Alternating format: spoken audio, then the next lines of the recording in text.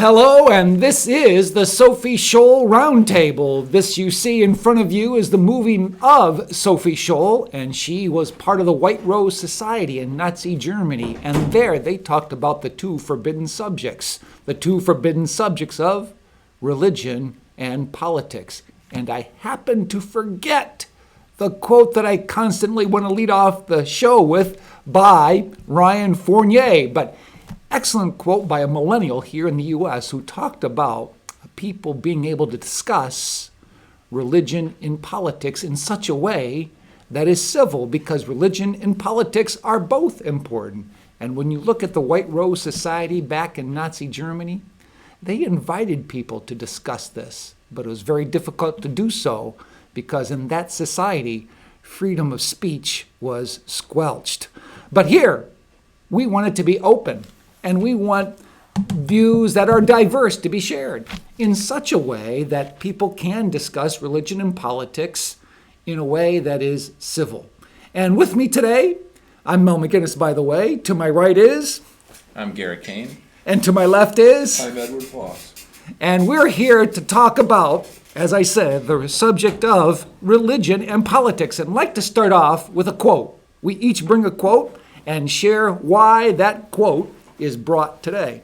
So Garrett, you have a quote for us today. I do have a quote, but I did not have time to get the source of the quote, and it's kind of been floating around the internet in the libertarian, classical liberal circles, and I think it kind of embodies sort of the modern libertarian movement creed in a few sentences.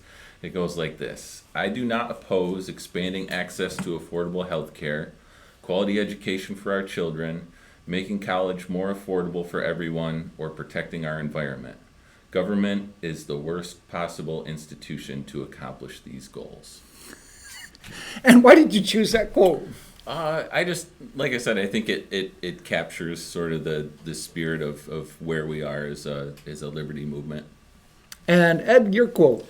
My quote comes from Arthur Brooke, who wrote a book called Love Your Enemies, and he was the guest speaker at the prayer breakfast. And his quote is this: America has developed a culture of contempt. We increasingly view people who disagree with us not as merely incorrect or misguided, but as worthless. This is warping our political discourse, tearing us apart as people, and even wrecking our health. But we can fight back, drawing on ancient wisdom, cutting-edge behavioral science, and examples from history's greatest leaders. Arthur Brooke shows how we can bridge the national divide and make progress as a society, all while becoming happier and more effective people. Love Your Enemies is a guide to building a better country, but more than that, is a roadmap to the happiness that comes when we choose to love one another despite our differences. This is actually an advertisement on his page about his book that I thought was really quite interesting and goes to the heart of what we're talking about. Okay, great. And why did you choose it in particular? Well, it goes to the heart of what we're talking about. Okay. The heart that we shouldn't be divisive. We can learn to love our enemies. We can learn to get past our feelings if we just get the understanding that, there's some truth in everything that everybody says, but how to unpack that without getting disgruntled or agitated. Yeah. And I'm right, you're wrong, and whatever adjectives you want to say in front of it, I'm convinced that we can do that. I just am afraid, unfortunately, a lot of people don't know how to. Okay. I chose a quote by our very first president, George Washington. In his farewell address in 1796, he said, "Usurpation is the customary weapon by which free governments are destroyed." Usurpation is the customary weapon by which free governments are destroyed. And I chose that because when we look at our Constitution in the 10th Amendment, it says powers not delegated to the federal government, are reserved for the states and the people. However, what we've been seeing in our day and age is a usurpation of that amendment by the government so that power is being extracted from the individual and the states. And I'll lead into what we wanted to talk about concerning the State of the Union. I see that, in one respect, education. When President Trump offered that scholarship to the girl to go to the school of her choice, I thought that's a good thing. I'm glad a scholarship can be given. But it was done through the federal government. Yeah. And the federal government has absolutely no role in education. The federal government is usurping that role from the states and the people. That is just one example. And I think we also see our government usurping domestic policy in the sense that the government, really, the federal government was set up to deal with foreign matters, not so much domestic matters. So when I go back to the State of the Union, on the one hand, I saw generosity, but it came from the wrong source. I agree with that, and I actually got around to listening to the State of the Union this morning while I was doing my job. I had my headphones in, not watching it, but hearing it. And not only that girl example, but the other examples he used. The one that sticks in my mind is the little boy who said goodbye to his dad, and he came back as a box and a flag. And not only do I disagree with those specific examples of being part of what should just be a pretty cut and dry report, like you said, submit it like Jefferson did to Congress. How did the other 100 little boys who said goodbye to their dad feel? He's not the only one. So I think by singling one out, it kind of. And I don't know, because I'm not in that situation, but to me it feels like it might, cheapen the others to focus on that one case in specific. Yeah. Any more thoughts about State of the Union? I didn't watch it. I read different parts and pieces of it. The thought that's running through my head right now as you laid out your aspects of the State of the Union is people were being used by the President of the United States for propaganda. Yep. It's clear and simple. Now we can have a debate on the concept of what is the government for, and how should it help people or not help people, or what's the intrinsic value of how the government should work, or if it's too big or not too big. My thought really is it's not a question of size, it's a question of effectiveness. Is the government effective? If it's not effective, yeah, we have to change it. We can. We're a democracy. We can elect different representatives and senators and even townspeople and mayors to affect the changes we feel are needed for the locality, the state, the county, or the federal government that we feel are necessary. And thankfully, in a democracy, you can do that. But then to me, it's more about effectiveness as opposed to size. Although, would you say that if you get a bigger size government, you're going to get bigger size problems? No, I wouldn't say that at all. The fact is, we are the number one economic power in the world, next to China. And that may change the next 2 or 3 decades. Who knows? Doesn't matter. But because of that, we have responsibilities to our citizenry. We have a military that we apparently love at a level that I think is a little beyond the pale. But obviously we support it, and you can see that in our budget, so that's obviously important to us. So the size of the government, or the size, is dependent on what it is we want to do. And that's why it is that big. We either want to get involved in foreign policy, good or ill. We want a large military so we can push people around or not. It really, that's what a government's going to do. And it's powerful because we allow it to be powerful. We allow it to do the things we're doing. And that, to me, isn't the problem of the government. That's the problem of us.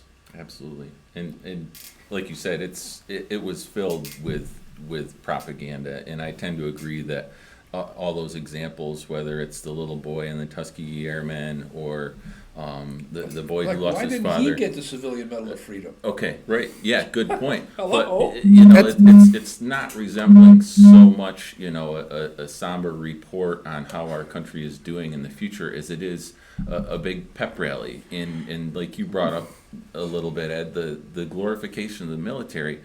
I think these are all symptoms of not a representative republic, but an empire, and the track record of empires are not great No. in terms of And longevity. case in point, Eisenhower in his last speech talks about beware the military complex. Yep. It feeds itself. Now, That's one of the scariest Beware of portions our to me. political complex because it needs money to run. Mm-hmm. And then it supports all these, if you think about the military complex, they're all 50 states. And somebody's gonna lose jobs when a contract dies. Oh yeah.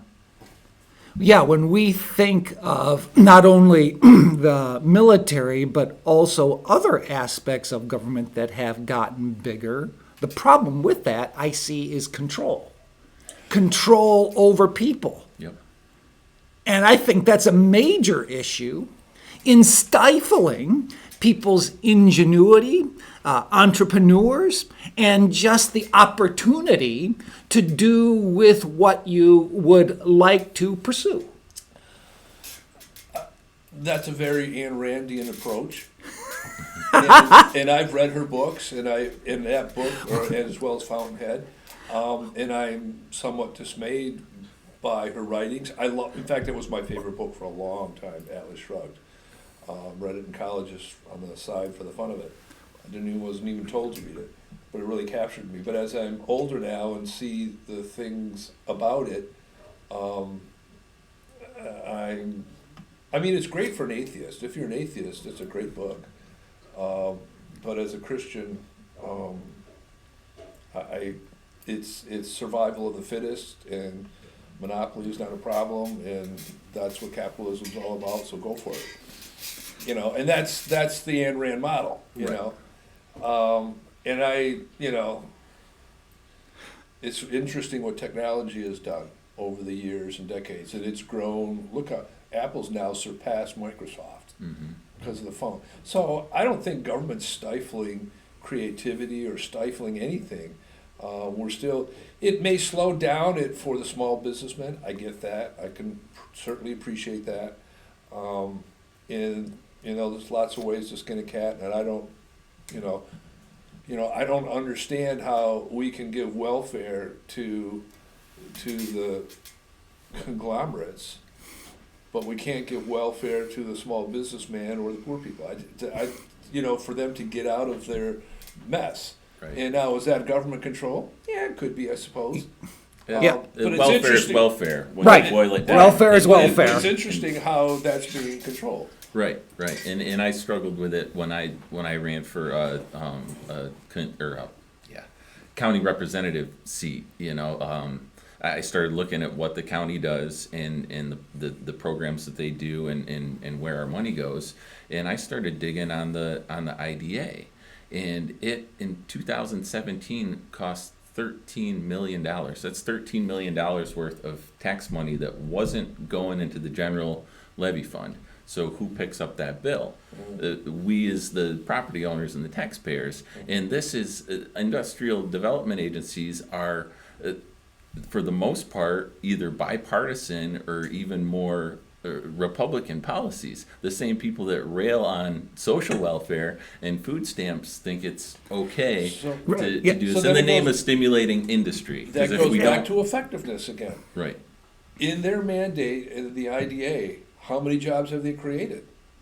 If they haven't, you're right, we shouldn't be giving them $13 million. Right. Yeah, and to say Republican, too, is conservative, I think, is a misnomer as well, because I think Republican is not necessarily conservative. It certainly isn't Right. classical liberalism. Sure. And we see Republicans voting for welfare in areas that certainly don't belong and are really anti-constitutional and anti-freedom.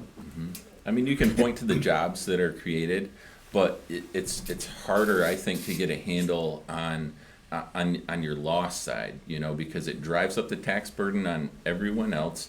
It pads the odds for bigger industry. Well, the guy who wants to start a small, mechanic shop or whatever gets basically nothing in terms of tax incentives. So you don't know what's on that other side in terms of the black There's no reason why that chips. can't be graduated, that can't be figured out. Was you start a business in your first 5 or 10 years, you have tax breaks, just like these large corporations that come into counties and have a tax rebate for their, they don't have to pay taxes for 10 years because they're building this huge, like if Amazon came or something like that. Right. Like, okay, they get the tax break for doing that, but the small businessman doesn't get a break for 5 or 10 years for starting his business. Yeah. That's, You're that's putting how, a Band-Aid on a Right. head wound, though, But at then- that point, but because think of- eventually that bribe runs out. Right. And we've seen it time and time again. Chautauqua County, right down the road here, Truck Light. They Right. started off, at one point, they had a pilot program.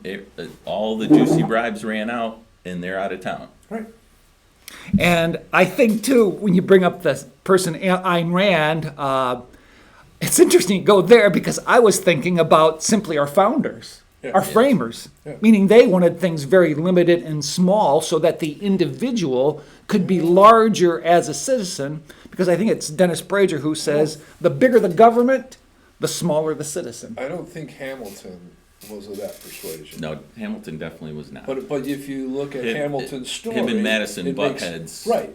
And I read Hamilton's story from which the play is based on. It's really fascinating, and you can see why Jefferson and Hamilton are totally different. Mm-hmm. Jefferson was an aristocrat who died $300,000 in debt because, well, I'm an aristocrat, I could do that. Mm-hmm. But he was agricultural. He lived on a lot of land. He had slaves. He just, whatever. Yep. Whereas Hamilton grew up in the city. City slicker. City of New York. And he started his career on the island helping do the books for a merchant. Mm-hmm. So he understood merchandising. He understood the sale of business. He understood mercantile business and what Britain is bringing to New York City in the sign of wares and what the United States is sending back to England. So he was thinking much more globally in a market-based economy, and hence his Secretary of the Treasury that he ran thought that way, and how he, in fact, even got the Constitution to pass Yep. when he wrote the Federalist Articles. If he didn't write those Federal Articles, we wouldn't be the country we are today. Yeah, and the country we are, I think it needs to be understood, is that the federal government is a creature of the states, rather than the states being a creature of the federal government. And we've seen this totally flipped Yeah. in our day and time. I really can't speak to that issue. I don't know. I mean, Well, you think about the Constitutional Convention, it was the states that put that together. right.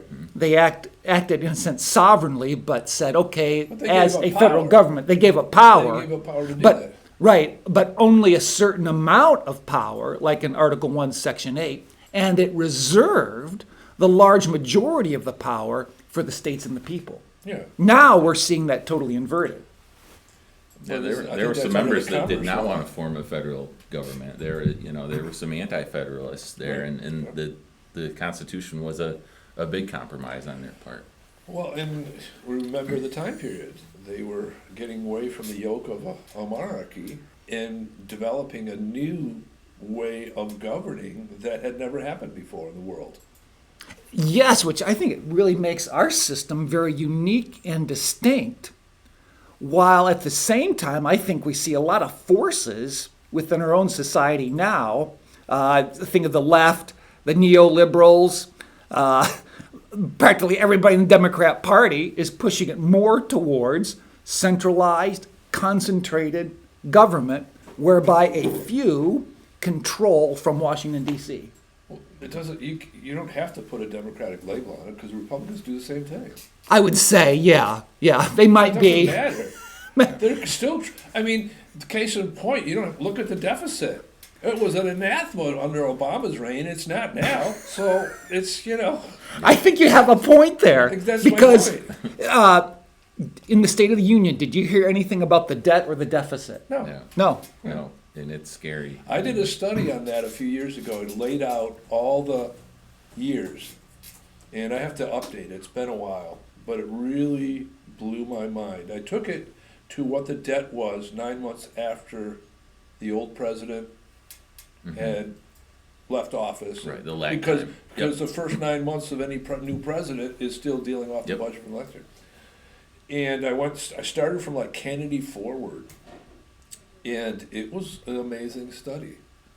Because Reagan took the budget, or took the deficit, the deficit alone, and multiplied it by 2.87%.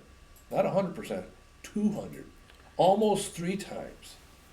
And, and then what's really interesting is in H.W. Bush, he knew he had to raise taxes, okay? And I don't know who did the thing with the pay-go legislation, but that was passed at the same time. Whether it was a Democrat or Republican idea, I do not know. But he had to pass it with that restriction. And that restriction meant that anytime you pass a bill that's going to add to the deficit, you either have to raise taxes or cut a program. So that's what passed under H.W. Clinton became president, and in 8 years, by the time he left office, we had $200 to $300 billion extra revenue that could have been used to pay down the debt. We had $6 trillion in debt then. We could have used that money to shore up Social Security, to shore up Medicare, or to start paying down the debt. But what's one of the first things that W did in his first year? He rescinded pay-go legislation. That allowed Congress and the Republicans who controlled Congress to pass bills without having to raise taxes. We fought 2 wars and we passed the prescription D program without paying for it. And then we had our financial crisis. That had nothing to do with those issues. Sure. Okay? Had nothing to do with those issues. And yeah, Obama doubled it. He went from 6 to 12, but he had to get us out of an economic tailspin that was devastating. We were like, a hair's away from a worldwide depression. So that all adds up. It all adds up. Right. It all adds up as our government continues to fund basically things that are unconstitutional to begin with. Yeah, I wonder if the repeal of that pay-go was foresight, because it's hard to fund a foreign war. Well, that's you got to cut domestic programs to pay for it. That's why I think Congress was given the authority to start wars as opposed to the president. Right, and just to comment, I mean, I'd love to see your tracking, but all the president really has in terms of controlling the deficit and spending is the veto power. It's the House and the Senate that basically create whatever They have spending. since reinstated the pay-go legislation, Right. so thankfully that's there. But it's kind of should have been used under W. Sure. Yeah, and now we see the deficits as well as the debt continuing to pile up, and I think some hard decisions need to be made. And here's the sad thing too about it. This is how I liken it. In the 1980s, and I think this is the start of some of our economic demise as far as our country is concerned, banks allowed people to buy homes based on 2 incomes. I bought my first home in '83. But I knew that law had passed, or at least banks started doing that. It had nothing to do with state or federal government law. It's just banks said, hey, we can make more money if we sell them. Well, that brought the housing cost up. It brought everything up. But guess what? If your wife gets pregnant or other things happen or you get a divorce, how are you going to pay for it? So I use that example as where we're at now with our deficit and our spending. Sure. We passed laws for Medicare, Medicaid, Social Security, all the other things that we passed. But now we're cutting taxes. Well, you still have to pay for them because you promised that. No, you just print more money. Right. Well, I understand that there's a way to do that, but my point is that... Pray every day our currency doesn't collapse. Right. Exactly. But my point there is like, okay, you have a mortgage to pay, and now you're going to do it based on 1 income versus 2. Yeah. So the government of the United States has this mortgage to pay, but now they have less revenue coming in because they cut taxes.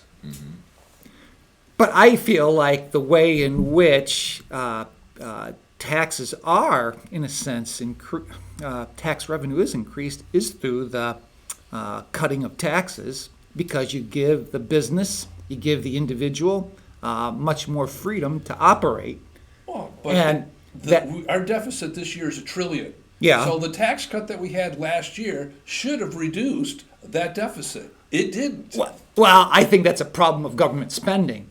We have a problem with government spending. We keep increasing budgets through what's called baseline budgeting, which I think is a poor way to do budgeting rather than I zero-based. don't think they raised the budget. I think they've tried to keep it the same, and that's what the Democrats have done too, because they realize we're screwed. We're totally screwed. And if the tax cut was there to grow revenue, it doesn't work. It hasn't worked. In fact, Obama raised taxes in 2013, and we still had job growth. How does that work? Yeah, I mean, I don't know to what extent the job growth has been with regard to Obama and Trump, but I think it's been The last 3 years of the last 3 years of Obama's presidency created 1.5 million more jobs in the first 3 years of Trump. And what happened with the taxes that he increased, that Obama increased, it was on the people that make over $250,000 a year, not the people that make less than that. He just let that little law go, that W had got an extension, it was like a 10-year, it was a law that was going to expire in 10 years, and that was for the taxes of people that made over $250,000. So Obama rescinded that law, or didn't let it continue, and all the shenanigans, it's going to ruin it. It's like, you still got jobs. So that's not the connection. It really isn't. And I'd love it to be, but you know what really happened with that tax cut? Those who invest in the stock market made a killing. Because you know what they did with that money? They reinvested in their companies, because they make more money in their stock options. So the CEOs made a killing. And I did too. I made a killing last year. Well, that's what the tax cut did. It didn't create more jobs, not at the level that Obama was creating them. Yeah, that you may have a point there. I mean, I would concede that. I would concede I worry that. about the taxes and the way we do it, because the three people that really, I think, have affected our country in one of the most negative ways ever is Grover Norquist was saying, cut taxes, cut taxes, cut taxes. And Newt Gingrich with his principle of no compromise.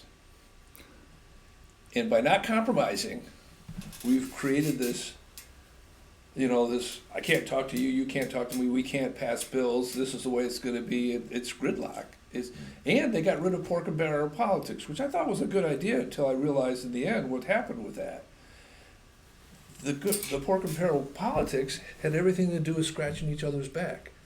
I'll support you on this bill if you support me on this bill. Mm-hmm. And that's how compromise happens. Now there's less compromise because I'm not going to help you with that bill because you're not going to help me with my bill. Boom. Yeah, when we observe what's going on in Washington, I think you bring up some things that bring to surface the manipulation, the corruption that goes on. Sure. And unfortunately, as this corruption and manipulation goes on, instead of government getting smaller, government around Washington, D.C., population continues to increase there, and those in those counties seem to be doing very well economically. So it's all tied in. Well, we've lost our manufacturing base. There's a lot of it too. We've lost a lot. You can't graduate from high school now and buy a house and get married and support a family and send your kids to college. You can't do that. There's not enough manufacturing jobs to do that. The auto industry alone has shed 2/3 of its workforce from what it was in the 60s and 70s. That's a lot of stuff to make up. Yeah. How is the relative price of an automobile compared to the average income done over that time? Well, income's gone up, but you'd be lucky if you make that kind of money. I mean, I'm living wonderfully well in a small town of Jamestown, Right. but it's really difficult to live on the West Coast, and it's very difficult to live on the East Coast around the big cities because it's Yeah. incredibly expensive there. My point is, it's just it's a shift in the base of our economy. I don't think we're ever going to be a manufacturing No, I superpower don't again. think we are either. I mean, we're getting there with tech. There's other more complex, like engineering, aerospace, like that type of industry. But yeah, I think the only way we're gonna innovate and find what that what the new niche is, or not even just one, different options for everybody, is government loosening up, especially on the middle class, because that like you said, it's tough, and there's a lot of people out there that are just working. Here's how I could see the economy growing tremendously. That $1 trillion tax cut that we gave to the corporation, Hmm. if we forgave everybody's student loans. Now here, let me finish. Let me finish. Let me No, finish. no. No, let me finish. Okay, I'll let you finish. The point of it is, the economy of America is consumers. 70% of our economy is consuming. I'm not talking about the fairness of whether or not they should be forgiven. Okay. I'm just talking about where the money goes and how it could be used effectively. So if you forgive their debts, what are they going to do? They'll now be able to buy homes. When they start buying homes, they're going to start fixing them. They're going to start buying furniture. They're going to just generate so much income and growth in manufacturing because they don't have $80,000 of debt over their head. And 40% of that income will still get taken away from them Well, by their that may state, be, but at least county, they're, local but the point schools. is that extra cash, it's all about cash flow. It's all Sure. about cash flow with the middle But class. that- So they can buy it. My daughter, my youngest daughter, she's got a master's degree, okay? Mm-hmm. And she's working in a museum. Will she ever be able to buy a home? No. That's maybe the choice of field that she chose, but that's Well, true, okay? She's But she's in debt. gonna have to shift Right. shift jobs, Right. retool maybe. Right. But getting back to what you said, I have a coworker at the brewery, and he is paying off his student loans. He's been working at the place that I work for the last 5 years, and he's like 2/3 of the way there. And he's like, you know what? I think maybe I should just quit paying these loans and bank on either Bernie or Warren getting elected, and it'll be fine. I'm like, no, I don't think that's a good idea. Yeah. I don't and he's think it like, will happen. well, he's worked his butt off for the last 5 years Right. and made those payments and made progress, and then someone comes in and someone else who's got some sort of junk degree and been screwing around not paying anything. And Well, poof, why it's is it gone. he's not worth it, but a CEO is? I don't think that's the right argument, though. Right. Why isn't Yeah, it? because You're just moving money from one place to the other. The money you're moving in this tax cut just went to the CEO so they could make more money. You're how do they assuming make that CEO doesn't deserve what he has, though. I what he think one of the did? dangerous All he assumptions did, is that all he did was buy back shares so the company could look stronger, which jacked up the stock price. you're generalizing CEOs, though. There's a lot of people who are very successful and very wealthy that worked very hard to get there. I don't And they disagree with also, there's a good proportion of them that have a good charitable spirit and give that back. I mean, of course, a lot of that giving back is so their tax books look good. But again, that's the chicken or When the you egg already argument have, again. When you already have 100 million, and you're going to make another 60 million because of reinvesting in the stock of your company Mm-hmm. by buying shares, you got a tax break to buy shares that you could. Okay, here's the tax break. You're either going to invest in your company to get more jobs, or you're going to buy back stock so that the stock market will make the price of the shares go up, which gets you more money because you got a kickback from that. 70% of the CEOs in this country did that. Yep. That's a lot of money that could have went to students who had student loans that would have been buying houses and yeah, even making, improving homes and their lives. yeah, You hit more people that way. right. But with the CEO, they worked. Students, you're giving a a loan, and that wasn't earned. That's just a manipulative They're attack by the working now. government. They graduated, they're trying to find jobs, they can't make ends meet, they can't buy a house. Yep. So they're penalized Right. for following the American dream and going to college, and they got $80,000 worth of debt. They're penalized for not keeping their end of a contract that they agreed Yeah. to. Like if I went to Cat County Bank and said, I'm working really hard, but I'm going to be short on my mortgage $500 this month. That's going to get me nowhere. Well, It's a from contract. my perspective, it's a Christian philosophy. And I'll go back to Deuteronomy 15. When the Israelites came into Canaan, and God set up an economic system for them and said, every 7 years you have to forgive everyone's debt. That's how you will not have any poor among you. And you will be honored and blessed if you do that. And if you don't, well, things might be rough. He doesn't say that, but he basically does say, you got to look out for one another. Mm-hmm. And all I'm saying is, why is it that we look out for the super rich when they don't need it, when you should be looking out for the people that do need it? And it's not a question of whether they deserve it or not. We don't deserve grace. Mm-hmm. We don't deserve heaven. So I think mercy and justice all come into this play. There's a way that we can give the money to the students that are in debt, and they can work. There's things we can do to figure out how they could work. Maybe it's a year of service in the Peace Corps. Maybe it's other things. There are ways to solve this problem. If we're so concerned that, oh, they're getting money for free. Come on. Well, it's not that they're just getting money for free.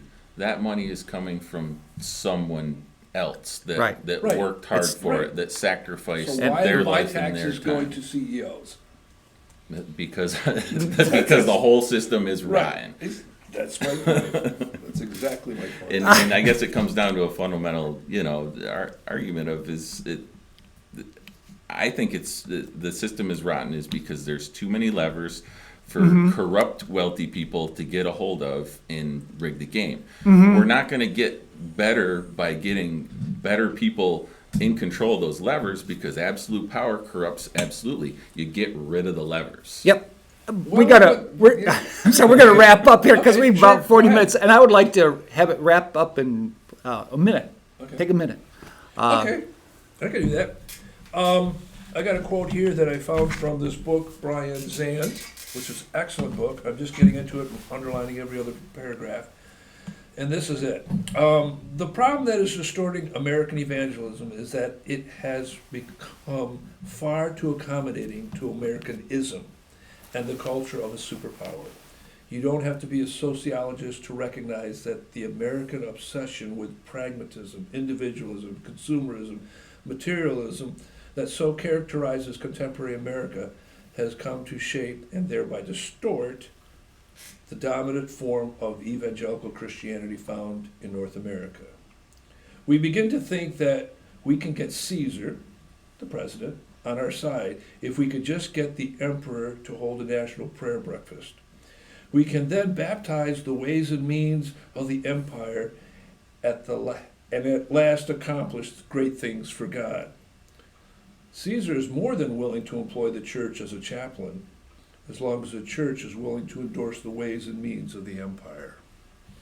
Okay, that could be something to launch for next time. Garrett, you want to wrap up in a minute? I think I kind of did back there. I mean, Okay. The way I see it from my perspective is just there's too much power available, and I forget who I'm quoting here, but the quote is if you lay out a picnic, you're going to get ants, and we've laid out one heck of a picnic, and the ants are overrunning us. And as you heard about the tax breaks, tax cuts, this whole system of taxation, who gets what and when, where, it all goes back